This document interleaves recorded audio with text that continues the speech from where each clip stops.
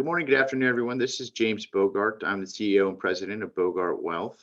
Thank you for taking some time to join for the webinar today. We're going to do one on what if retirement comes a little earlier than expected. A couple administrative items. I do have the question and answer box open as well as the chat box open. So I will do my best to answer questions as they come in. This is a recorded webinar, so I will be putting it up on the website as soon as the recording is available. We also will be delighted to share the slides if that's something you're interested in. Just a real quick introduction. Now, Bogart Wealth, we're what's called a registered investment advisory firm. We're managing over $1 billion of clients' assets. It's about 700 households. About 90% of those are major oil company employees. We are a fee-only advisory firm. We are true fiduciaries for our clients. Means that we're legally obligated to put your interest above our own. No hidden agendas, no conflicts of interest. Our core competencies are financial planning, investment management, tax optimization, and tax preparation.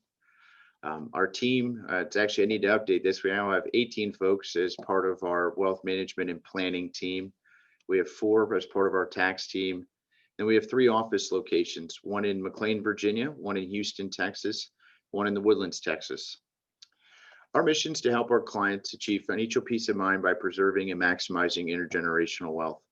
We know the impact that planning can have, especially at an early age. We've made it part of our firm's culture to give your children as well as your parents access to certified financial planners.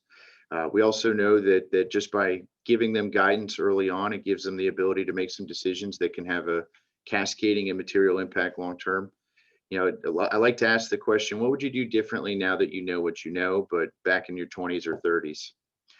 One of the calls to action from any of the educational events that we do is to sit down and run your numbers. We do offer one-on-one financial strategy sessions. It's absolutely no cost, absolutely no obligation. Great way to get to know our firm a little bit better, but also get some real data on your situation. And in this environment, I'm a big believer, put yourself in a position to be able to make decisions quickly. I do think that the landscape's continuing to change, especially with the energy companies, but want to be able to act quickly if that's something that's going to ultimately be impacting you.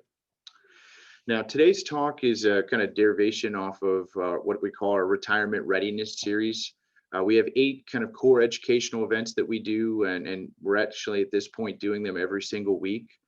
Some of them are repeats, some of them are being updates, but we do one on the retirement planning timeline, one on retirement income planning, one on Social Security and Social Security strategies, one on tax and tax optimization strategies, one on estate planning strategies, one on net unrealized appreciation and post-retirement income strategies, one on long-term care and long-term care insurance, and then one on Roth versus traditional 401ks and IRAs. I've been doing some different topics lately, just based on what people have been asking us to talk about or some common questions that we're getting amongst our advisors. If there's a topic or something that you'd like to hear, please let us know. We're delighted to add it. At a minimum, we'll add it to an existing one, or if we want to make a whole separate presentation, we'll do that as well. So today's talk, obviously getting into what happens if retirement were to come sooner than you expected it to. What I've done actually is taken some segments from some of the different presentations to compile to things that I think that needs to be looked at today. And so first thing we're going to talk about is what is retirement planning? Why is it important? What's important to you? We're going to talk about some of the key risks from a planning perspective. And then we're going to get in and talk about the retirement planning process itself. We'll look at retirement analysis. We'll look at investment strategies. We're going to talk a little bit about withdrawal strategies and some of the things we need to be doing to review and monitor your situation. As I go through, please feel free, ask questions. Delighted to answer as quickly as I can. All right, so to start, retirement planning itself, it's a process. It's not just a one specific event. And so what we've done is we've broken it down into various different stages where we talk about the retirement analysis. Then we're going to talk a little bit about investment strategy. We'll talk about withdrawal strategies, and then some of the maintenance, the reviewing and the monitoring that needs to go into the ongoing needs that a client's going to have. And so when we talk about why retirement planning, we really want to start with why a plan matters as much as it does. And really it's because we want to be able to plan and minimize risks that all retirees must address. Then make informed choices regarding how we're going to fund your retirement, not only how you're saving, where you're saving, how much you're saving. And then we want to understand what your expenses are. And really, we do this to be able to ensure predictability of your retirement income stream. And then we're going to talk about sustainable withdrawal strategies and understanding kind of what your withdrawal rate does to the longevity of your overall portfolio, and then having those maintenance elements in place. So when we talk about what's important to you, and this is kind of more of the emotional side of retirement itself, but it's really creating that vision. But ultimately, as we're creating that vision, it does translate over into some of the expense needs that a typical retiree is going to have. And so really it's getting into what's important to you. Family, what impact is your family going to have on your retirement plans? Health, do you plan on staying both mentally and physically active throughout retirement? How could changes to you or your spouse's health impact your retirement plans? Might even also add in other family members, whether it's your children or your parents. That could have an impact on at least a portion of your retirement plans. Your home, do you plan to live where you're at now, or is the plan to relocate, or are you going to be buying a second home? All of those can have material impacts. Then we talk about lifestyle choices. What activities will give you the most satisfaction in retirement? Then we talk about work. Do you plan on having an income stream or even part-time work, something to keep engaged? And then legacy. Do you plan on leaving any type of legacy, whether it's to loved ones or to charitable causes? And then lastly is more of the mind and spirit components. Bringing these together is really important because ultimately it does enable us to help with estimates for what your actual spending needs are going to be. And so we actually did a survey. This is a slightly dated, but honestly, the content is virtually the same. But the survey was asking what are important goals in retirement, and 79% of the participants said that they wanted a secure, reliable retirement income. 73% said they wanted an income that keeps up with inflation. 58% said they wanted to not worry about having enough money. 22% said that they wanted to help out children and grandchildren financially. 19% said they wanted more time for sports and recreation.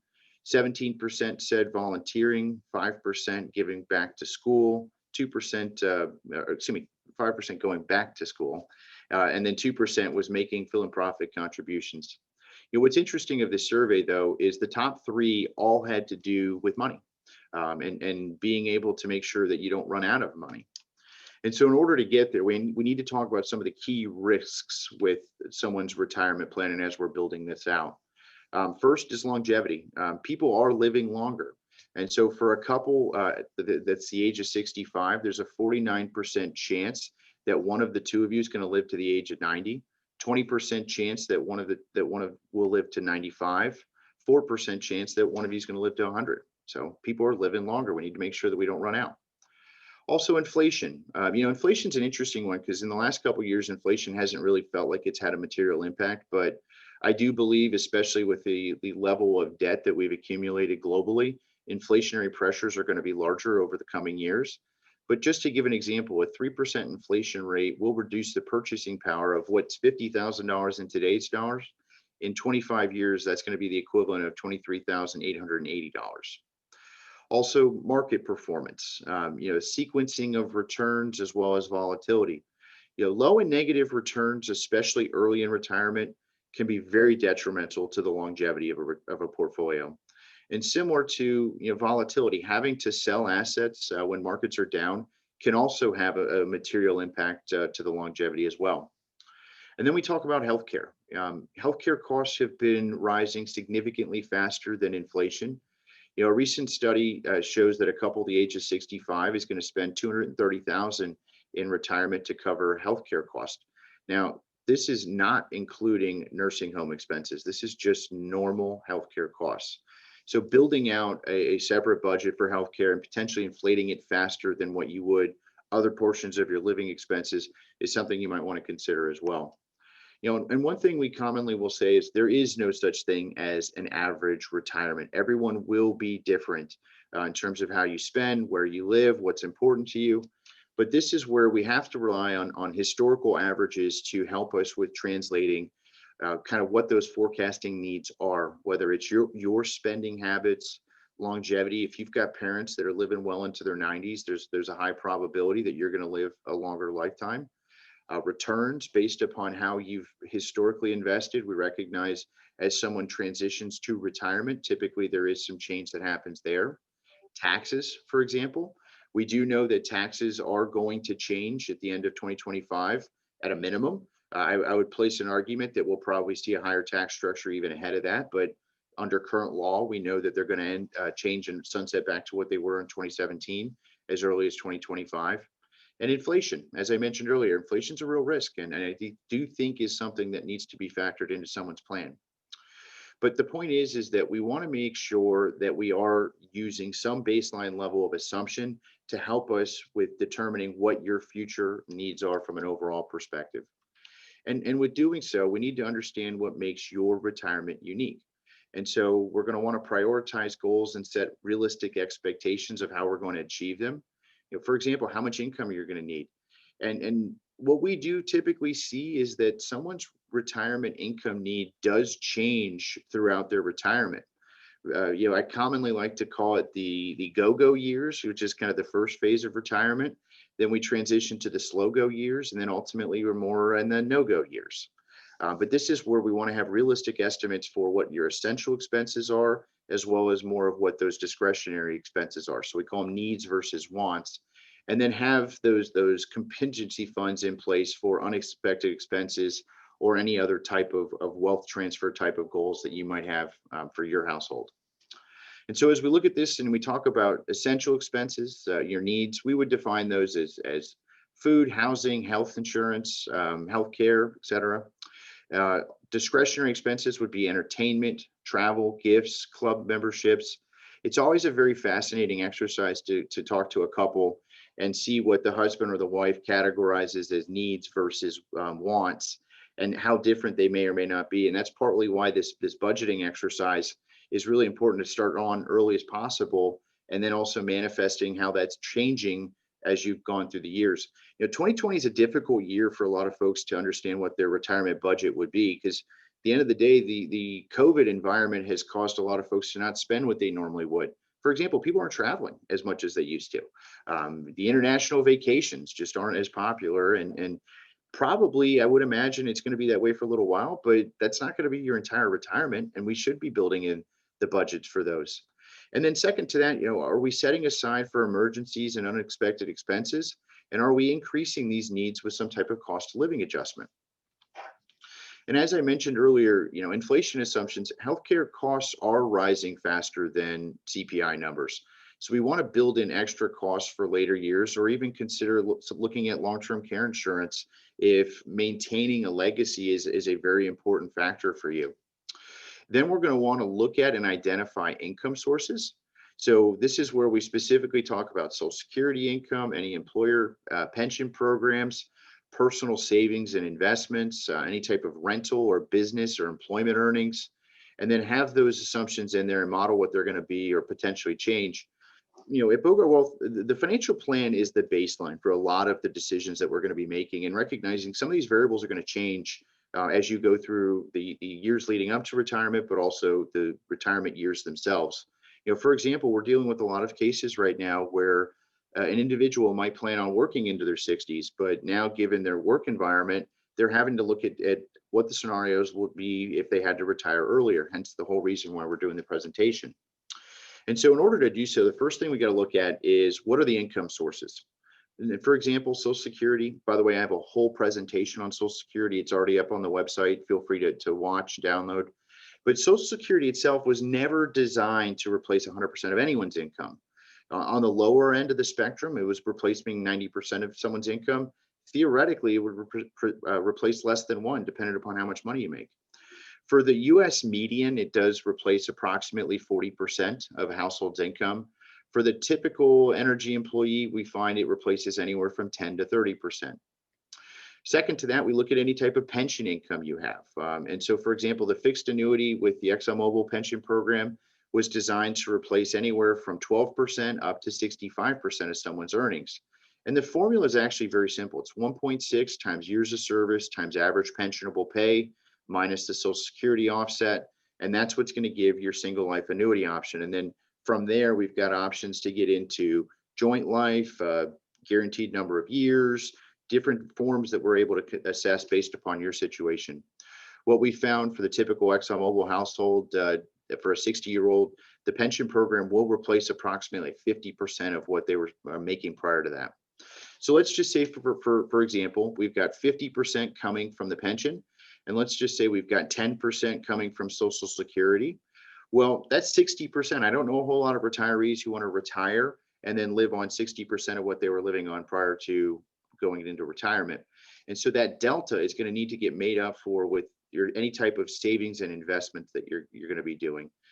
And so part of the planning process itself, it needs to be holistic in nature, where it's looking at not only your cash flow needs, but it's going to be looking at investments, timing, market forces, any type of risk components we need to factor in. It needs to integrate tax and any type of tax strategy. And as you're building out a plan, it needs to be stress tested, looking at different rate of return assumptions, different spending assumptions, understand what the sensitivities are within your plan.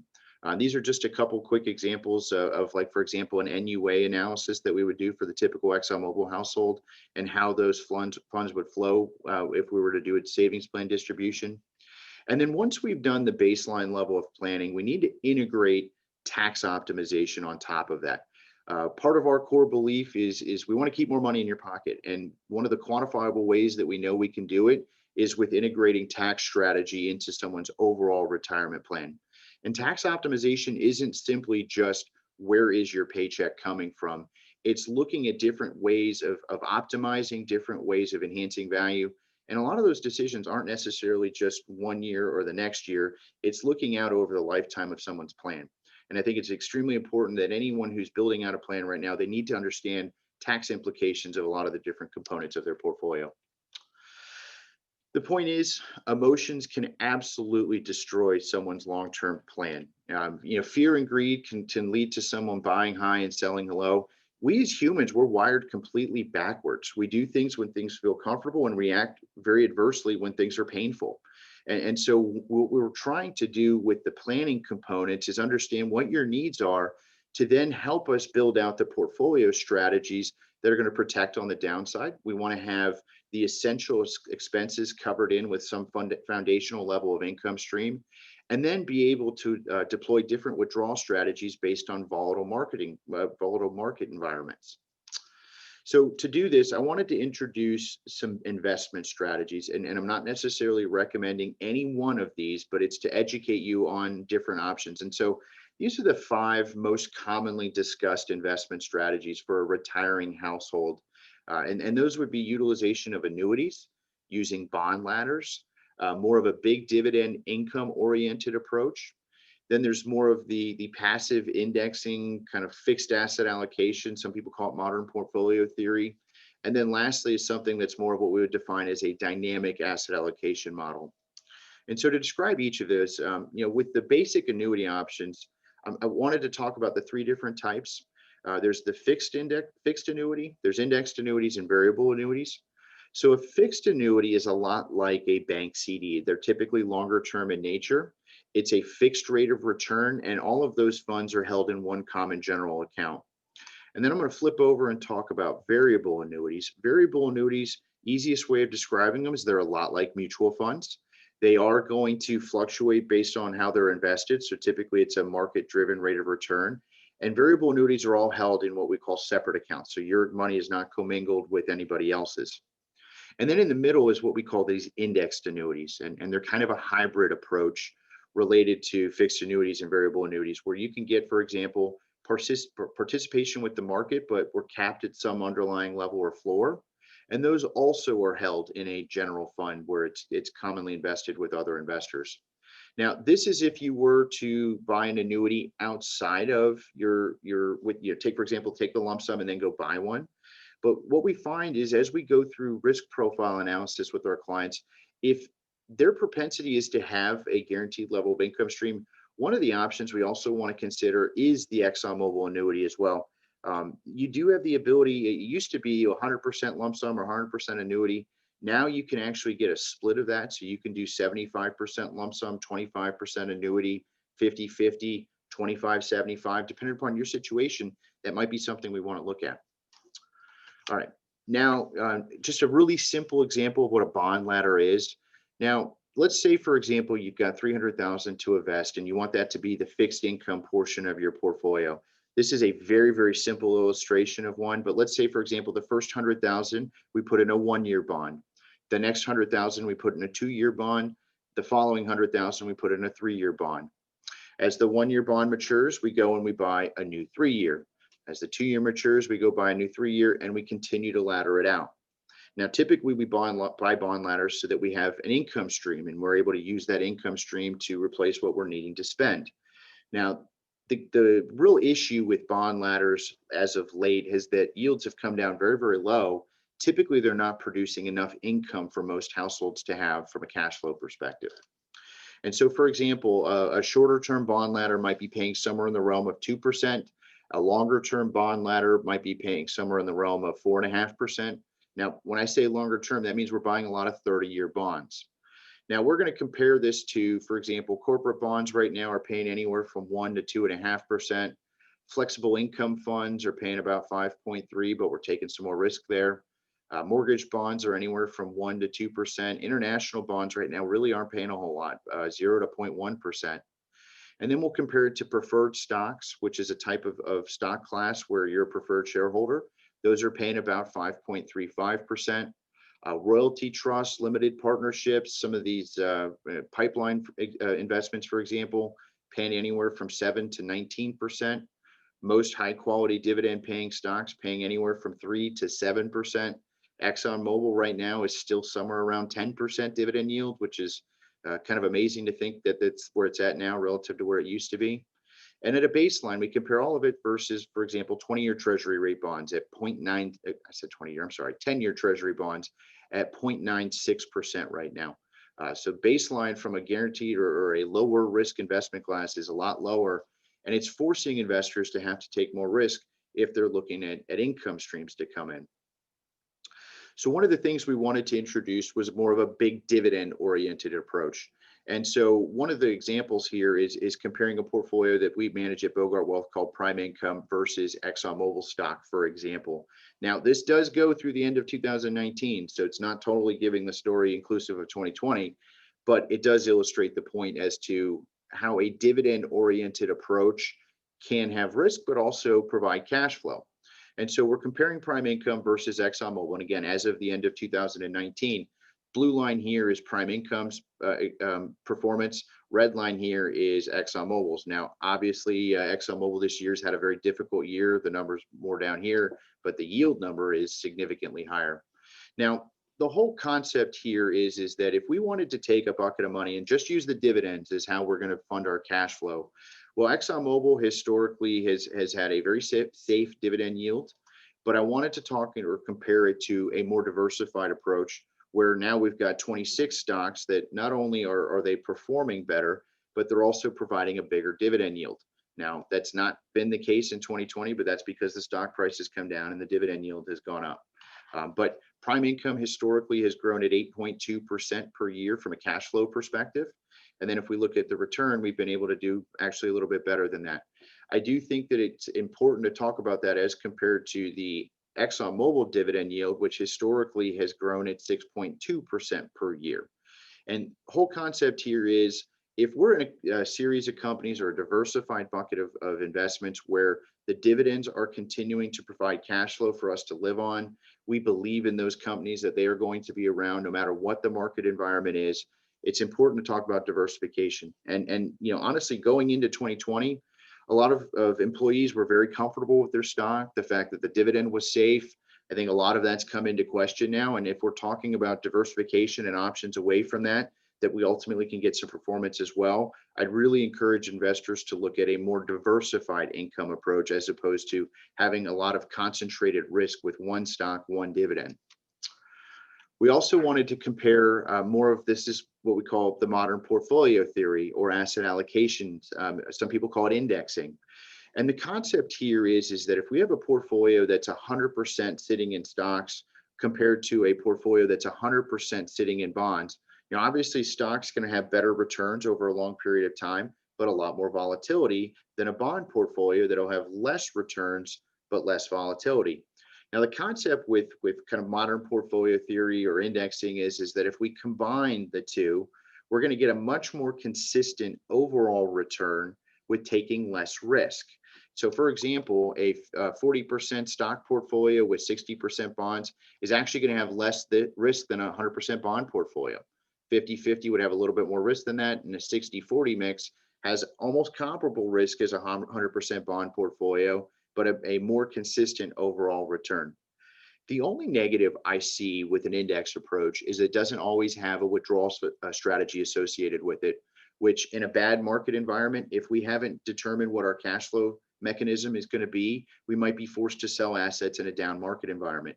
That said, while we're in an accumulation mode of life where we're not needing to pull on the portfolio, really do like an indexing approach because it's a great way of accumulating wealth, but still not necessarily taking on the same level of risk of just going 100% into stocks. And then we compare this to, for example, more of a dynamic model. And to kind of illustrate the point here with the dynamic model, at the start of the 20th century, railroad stocks represented 63% of the US market and only 0.2% a century later. Russia, India, and Austria-Hungary represented 25% of the global equity markets in 1899, less than 1% a century later. The point is what was working isn't always going to work in the future. And especially when we're in environments with sustained drawdowns. And I'd say that as we update this chart, we're going to end up seeing 2020 on that as well, even though it wasn't as sustained as some of the previous recessions that we've seen. But the point is that we need to have mechanisms in place to be able to react to the market environment that we're in. And so the whole concept of dynamic is it's a process. We're not trying to time the markets by any means, but it's based on actual trends, not beliefs and predictions. It's looking at relative strength measurements and ranking and scoring asset classes against each other, looking at the flow of funds to help determine what market price trends are going to be, trying to also factor in geopolitical concerns, economic upturns, downturns, anything going on with industries or certain sectors, any type of externality like interest rates and how that could have an impact on overall. And if you look at, we call this the periodic table of investment classes. Going back, and this starts through goes up to 2019, but it goes all the way back to 2001. And the trend or the key point here is that not every year is it the same asset classes that are performing the best. It does tend to cycle, and we want to have an investment strategy that's going to be able to adapt based upon the market environment that we're in. 2020, we all know it's technology stocks, large cap growth. And really going after that specific sector compared to, for example, actually, even I'd say fixed income's done really well as well this year, but compared to certain sectors like travel, hospitality, energy, those haven't performed as well this year, and no surprise. So being able to adapt and adjust strategy based upon risks as well as opportunities, very important in an investment strategy. All right, wanted to talk a little bit about withdrawal strategies and ways of generating that retirement paycheck. So in order to do so, introducing just 3 concepts here. The first is what we call income only, which is where you're able to withdraw only the interest and dividends from your investments. The second is where we have more of a bucket approach, where we create specific portfolios for short-term, intermediate, and long-term needs. And then the last one is where we have a more systematic approach where we're taking a prorated amount out no matter what the portfolio structure is doing, ups and downs. It's just the same consistent prorated amount out. And depending upon your situation, any one of these would be more applicable. And as we're determining someone's withdrawal strategy, it's really important to understand tax implications of the income sources that you have. For example, Social Security, 85% of it's taxed as ordinary income. For most households, if you're at lower thresholds, it can be 50%. And if you're at real low thresholds, you can be at 0%. Pension income, interest income, IRA and 401k distributions, all of those are taxed as ordinary income. Dividend income, as well as long-term capital gains rates, they're all taxed at capital gains rates. I'll talk about that more in a second. Roth IRAs, not subject to tax, as well as liquidation of any type of investment principal, also not subject to tax. So when we talk about capital gains rates, it's important to know that capital gains rates, at least under current tax structure, are always lower than ordinary income rates. So we know that ordinary income rates go from 10% to 12 to 22 to 24 to 32 to 35 to 37, just like we know that capital gains rates go from 0 to 15 to 18.8 to 23.8. And so this does introduce some planning opportunities. For example, if your taxable income is in the 12% bracket, you can sell stock that's highly appreciated for 0%. And so some people say, well, there's no way I can live on $80,000 of taxable income. Well, remember, if you might need 150, but if that 150 is sitting in a money market or a checking account, we can set up the monthly paycheck of $12,500 a month and use that to live on. That's not creating ordinary income.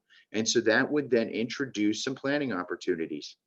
For retirees, this is the first time we've been able, since you started working, to be able to determine where your taxable income is coming from. And so enhancing value, finding withdrawal strategies, but also looking at ways to mitigate the tax component is very, very, very important. On the flip side, let's say you have a year where taxable income spiked. Might be the year you retire, and if you have a supplemental pension or an additional payments plan, well, that's going to be a high tax year compared to probably some other years. So why sell stock at 23.8% capital gains rates when next year you're going to be in the 15%, as an example? That's an 8.8% enhancement just on waiting, especially this time of year. It makes sense. Just kick it to the next year. So then we also want to talk about where we're going to pull our paycheck from. And so the general rule of thumb is we pull from non-qualified, so after-tax assets first. You think about it, everything that's generating in those is taxable. So it's dividends, capital gains. Next bucket we'll look at is qualified accounts. This would be 401ks, IRAs.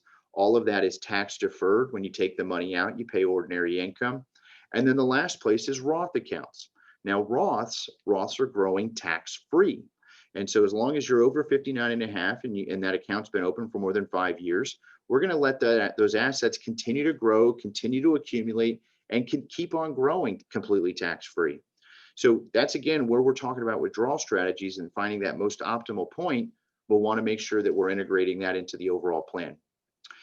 Next up, we want to make sure that you've got a plan and are starting to think about how we're going to manage what are called required minimum distributions, the acronyms RMDs. So what this is when you turn the age of 72, you're forced to start taking out a percentage from your retirement accounts every single year. That percentage does increase as you continue to get older. You're forced to take out that certain amount. You can obviously take out more than that, but for a lot of households that have a lump sum and they've got 401k savings, they might even have a lot of after-tax savings that they're able to use to live off of, which are going to continue to defer, making the retirement accounts bigger, which makes RMDs bigger. So one of the things that we're real keen on looking at doing is planning for this by utilizing things like net unrealized appreciation or converting to Roth IRAs when we're in lower tax years. So that's, again, where those strategies need to be integrated as we're building out your retirement plan. Just real quick example on what these RMD tables are. So again, I mentioned they start at age 72. There currently is a new proposed distribution schedule. It has not passed. This has actually been going on now for over 9 months. The current table is the one on the left. The new one is still pending. But the point is that at 72, you're going to be taking out 3.9% of your overall. And as I mentioned, that percentage gets bigger and bigger and bigger to the point now where near late 80s, you're going to have to be taking out 7.5, almost 8%, which, again, because of the increasing on those RMD percentages, it's going to force taxable income to get bigger and bigger and bigger. Want to making sure that you're getting ahead of this and managing this. All right, so next up, let's talk about how we review and monitor. Looking at assets, are we higher or lower than we projected to be? Looking at income, did we correctly estimate what your income was going to be for that year? Was there any type of unexpected cash inflows? How was your spending? That's probably the number one accountability point that an advisor serves is ensuring that your spending is in line with what we projected to be. And then, of course, goes without saying, how we perform. How's the portfolio doing? I will tell you, in the recent years, the number one thing that I found has impacted adversely a retiree's overall plan has been a concentrated stock exposure like ExxonMobil. And that's had a very adverse impact in making sure that we're constantly looking at the plan and how that portion of someone's portfolio is impacting the long-term success. And then we're going to look at withdrawal rate. Does your actual withdrawal rate fall to a level of success that we're comfortable with? Because that's a great leading indicator. Withdrawal rates will determine the longevity of a portfolio, or at least help us give us a good indication for the sustainability of how much we're pulling off of our asset base. We'll want to review inflation. How did that have an impact? And also look at any other types of changes, expected variables, retirement goals, adjustments, etc. So if there's any takeaway from today, it's have a plan. It's complicated. We need to build out and integrate different strategies to be able to react to whatever the market environment is, whatever the employment environment is. Anyone who's in their 50s now at this point that doesn't have a plan, I think they're short-sighting themselves. We need to be in a position to make decisions very, very quickly. And given the involuntary environment that some businesses are having right now for layoffs, I think it's important for those that are even in their 40s, they need to be looking at their plan and understand what the final financial implications are going to be. Now, within the ExxonMobil community, there's two different categories for discount rates. Just real quick, wanted to hit these. There's the grandfather folks, which is anybody who was born 1957 or sooner. They also had to have 15 years of service by the end of 2012. The math for them is we use the 30-year discount rate, the 30-year treasury rates per the quarter to determine what the discount rate is. We do know that for fourth and first quarter, the discount rate was at a historic low of 1.25%. It's by all indications going to go up to 1.5. And if I had to be a betting man, I think the third quarter is going to go up to 1.75. We are starting to see, because of the vaccine, flow of funds coming out of bonds over into the stock market. And that pressure is most likely going to continue to cause rates to start to rise again. Now, there's the all other category. This is anybody else who is born 1958 or later or did not have 15 years of service. For this category, we use three segments, all based off of corporate bonds. Now, remember with the grandfather category, I said they use treasury bonds. Well, the all others uses corporates. Now, corporate rates historically are always higher than treasuries. No surprise here, but there's these three segments: segment 1, segment 2, and segment 3. Segment 1 is designed to replicate short-term bonds. Segment 2 is designed to replicate intermediate-term bonds, and segment 3 is to replicate long-term bonds. Now, we have a whole presentation on both age groups, and every single week we send out these discount rate projections. But the key point here is understand what the discount rates are going to do to your lump sums. Every 1% move in interest rates translates to about a 10% differential to lump sum. So if rates go up by 1%, your lump sum comes down by 1%. If rates go down, excuse me, I said that backwards. If rates go down by 1%, your lump sum goes up. If rates go up, your lump sum comes down. And so what we've seen, as I mentioned with the grandfather category, rates are starting to rise. What we know with the non-grandfather category is first quarter rates were the lowest they've ever been. We're now starting to model that we've seen this plateauing, and rates are starting to rise there as well. So those that are continuing to work, we just want to understand what are the implications of continuing to work and the continued erosion there. Now, if you're under the age of 60, we're probably going to want to talk about still delaying. But again, it's an economic discussion. What are the impacts that the interest rates are going to be having on the overall lump sums? The other thing that we wanted to just real quickly put in front of you is the retirement roadmap. So this is a sequencing of events to show what are the critical executable dates that someone needs to be in knowledge of related to the timing of their benefits. So this one is an example for a January 1st, 2020 benefit commencement date. Here's the dates reflected to that. So the earliest that someone is eligible to request a benefits package is 120 days out. So for example, if a January 1 day is when you're going, the earliest you could request your package is going to be September the 3rd, technically. Now you'll need to inform your supervisor in writing of the key dates: last day on the payroll, first day of retirement, and then your benefit commencement date.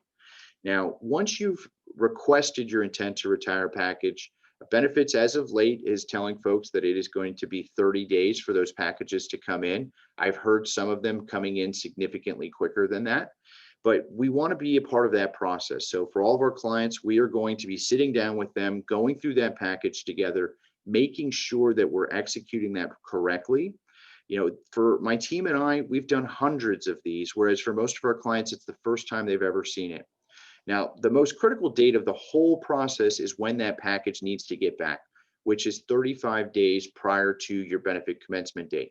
So if January 1 is your benefit commencement date, we need that package back by November 27th. That's, again, back of mind, know when that date is to make sure that we're executing correctly. Now, right around the first of the year, that's when you're going to start seeing the money come. And that's where you want to make sure that you're getting it into the accounts respectively. And then once you're officially in the system as retired, you have the ability to call Voya and do a rollover call. You're not obligated to, but it's one of those conversations that, again, we want to be participating in, because related to that rollover call, there's a lot of specific tax strategy that we're going to be doing and making sure that we're executing appropriately. All right. So I know I kind of hit this quick, and I didn't have a single question today, but I do have some upcoming events. On November 18th, I'm going to be doing retirement timeline on, I'm going to take a week off for Thanksgiving. Probably not actually take a week off, but take a week off from doing webinars. But on December 2nd, I'm going to come back and talk about how discount rates affect the ExxonMobil lump sum. And then here's our contact information. If there's any questions that come up, please don't hesitate. Mindy and Sydney are going to be reaching out to follow up from the event. Again, don't hesitate to reach out. Please take us up on the opportunity to do the one-on-one consulting if you haven't had a chance to do so. And then at the end of the presentation, there's going to be a brief survey. Really would appreciate some feedback. Thank you much. Stay healthy, stay well, and we'll talk soon. Appreciate it.